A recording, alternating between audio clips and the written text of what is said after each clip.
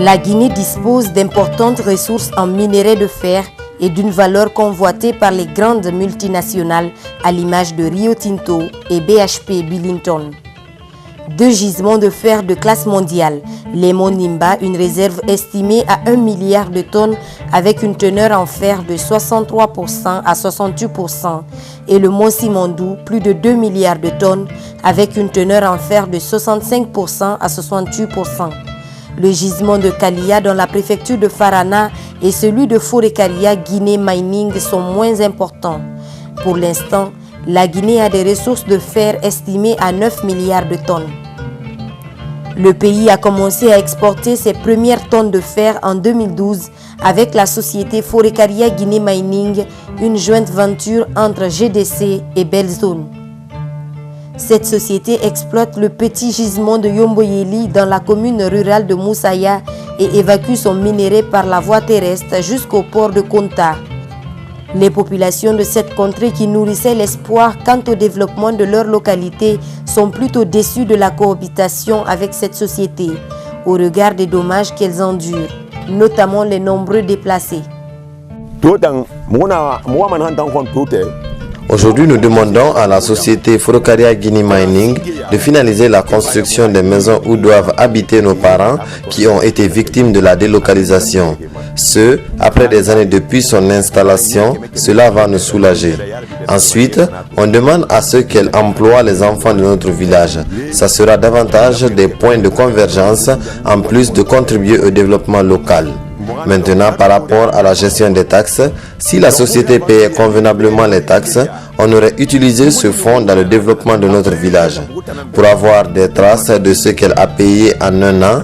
Et si on n'a pas de ressources, on ne peut rien faire. En manque criard d'infrastructures de base pour le développement local, Hawa Yansani est vendeuse au marché Laïa, village contigu à l'exploitation minière. Elle s'interroge sur l'intérêt que revêt la présence de la société Forêt-Kalia Guinée Mining dans son village. Elle minimise son apport pour leur épanouissement.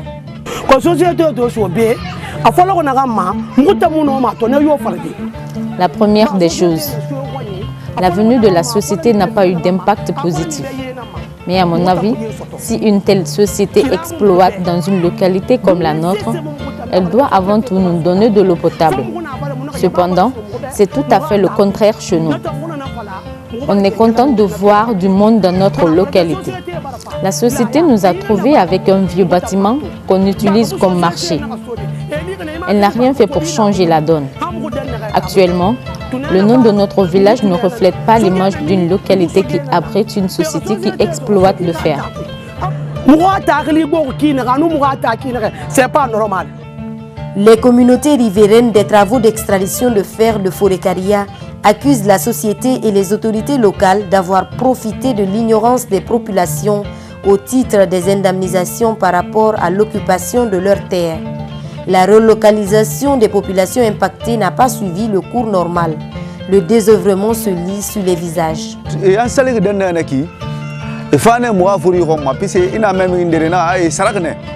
Quand ils sont venus d'abord, ils ont rencontré nos parents. Ils ont proposé des montants pour indemniser les propriétaires terriens suite à l'occupation de leur domaine. Certains pensent que le montant perçu dans ce sens ne représente pas la valeur réelle des terres occupées par la société. Donc dans tout ça, c'est parce que les gens n'ont pas l'habitude d'avoir de grosses sommes d'argent. D'ailleurs, la société a fait comprendre que s'ils n'acceptaient pas ce montant, l'État viendrait leur retirer leurs terres par force. C'est pourquoi les sages du village ont proposé à ce que les gens acceptent ces montants pourtant dérisoires. Ils nous ont seulement bernés avec une petite somme.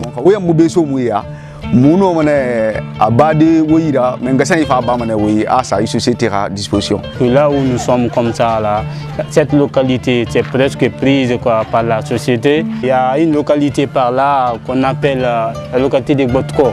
Peut-être à la fin de ce mois de décembre, qui vont essayer de négocier avec la société Belzone pour qu'on puisse voir une localisation cette porte. À Beila, dans la région forestière, se situe le plus grand gisement de fer du pays et l'un des plus importants du monde. Là, les blocs 3 et 4 du Mont Simandou sont un droit de la société Rio Tinto depuis 1997. Le projet Simfer dont il s'agit a du mal à se réaliser eu égard à plusieurs facteurs. Ce grand projet minier suscite un grand espoir de développement pour le pays de manière générale et les populations locales particulièrement. Les activités de la société tout de même causent des dommages aux riverains.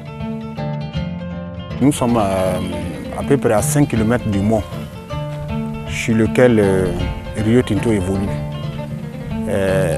Et dans ce mont, c'est dans ce mont que tous nos marigots prennent leur source. Voilà l'impact, le premier impact d'abord.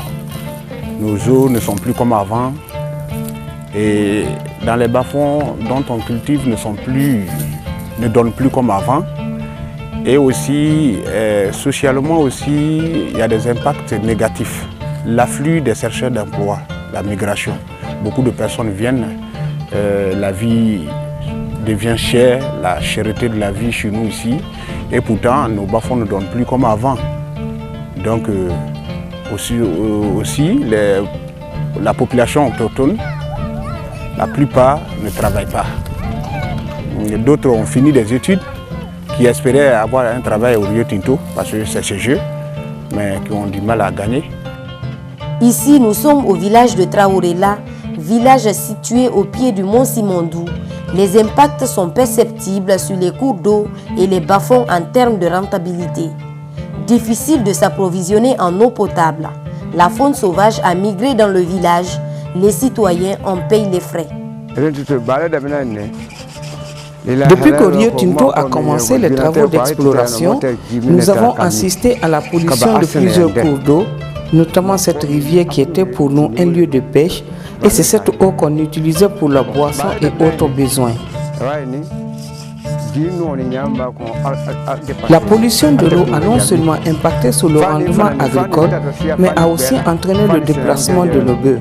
C'est pourquoi nous avons demandé à la société d'installer des forages pour alléger nos souffrances. Cependant, on n'a pas eu de suite favorable. On souffre beaucoup. Au-delà de ces facteurs, le village est envahi par des serpents qui fuient les travaux de Rio Tinto sur le mont. Par exemple, moi j'ai été mordu dans ma maison. Par manque de centre de santé dans mon village, il m'a fallu partir jusqu'à Massanta pour les premiers soins. Alors qu'au début, on a parlé des conditions de bonne cohabitation. Malheureusement, ceci n'a pas été respecté par la société. Notre travail là-bas. Mara est agriculteur. Il affirme être victime des dégâts causés par les travaux de Rio Tinto sur son champ. Les travaux qu'on fait à côté de la montagne, les bas-fonds, quand la pluie vient, les champs qu'on a fait, là-bas c'est le sale qui gâte notre riz, quoi. Mais on a cherché les autres positions qu'on va quitter à côté de la montagne, d'aller chercher la place autre part pour qu'on fasse notre travail là-bas. Mais les côtés qu'on a cherché, là où on est parti là-bas, les baies viennent gâter complètement notre champ. Même moi aussi, j'ai fait 3 hectares. Mais les baies viennent bouffer tout ça là. Je n'ai rien gagné. Même un mesure, moi je n'ai rien gagné. Le Rio Tinto a impacté mon champ à travers ses engins roulants. C'est-à-dire la route qui mène Moribadou à Missimodou, cette route est faite par Rio Tinto, uniquement pour le travail du mont. Et cette route traverse mon champ. Donc une fois que les engins traversent la route, l'huile du moteur, le gasoil ou l'essence, si l'eau est en contact avec le moteur, ça descend sur mon champ. Donc ça perturbe la production. Donc ça contribue à la mauvaise production.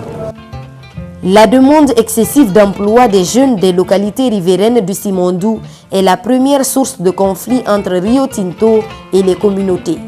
Le point clé de ces troubles-là, c'est le chômage de la majeure partie des jeunes.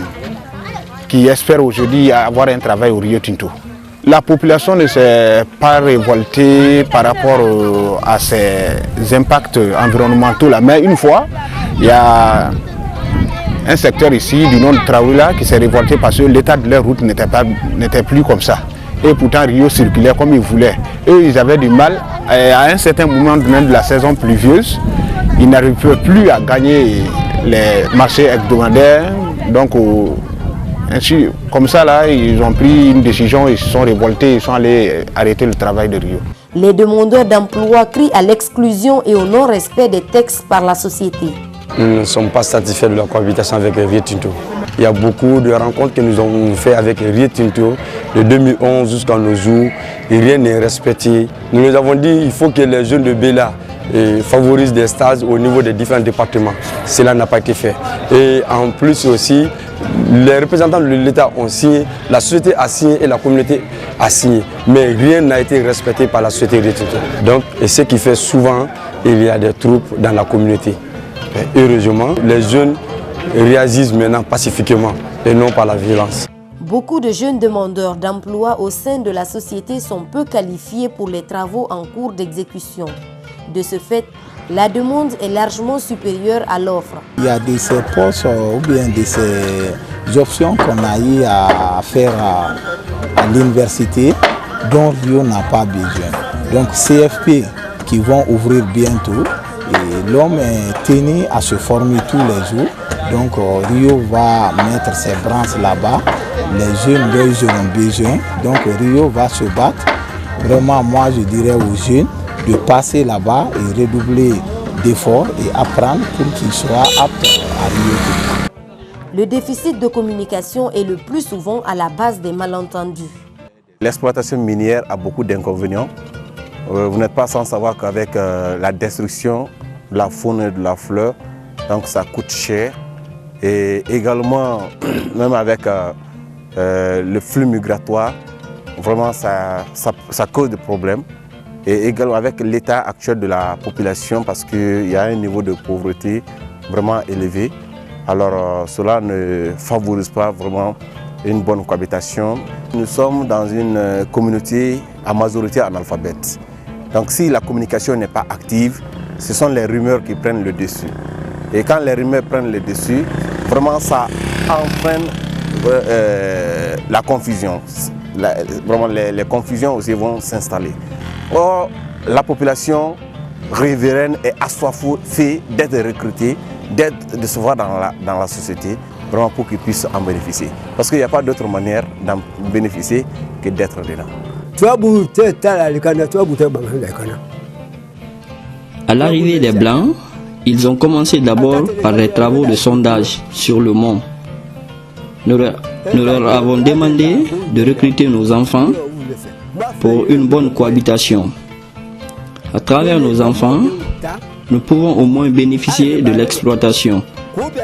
Depuis toujours, on nous rapportait que c'est une grande société qui doit s'installer sur nos terres. Malgré cette grandeur, nous ne bénéficions de rien. On n'a ni poste de santé, encore moins d'eau potable.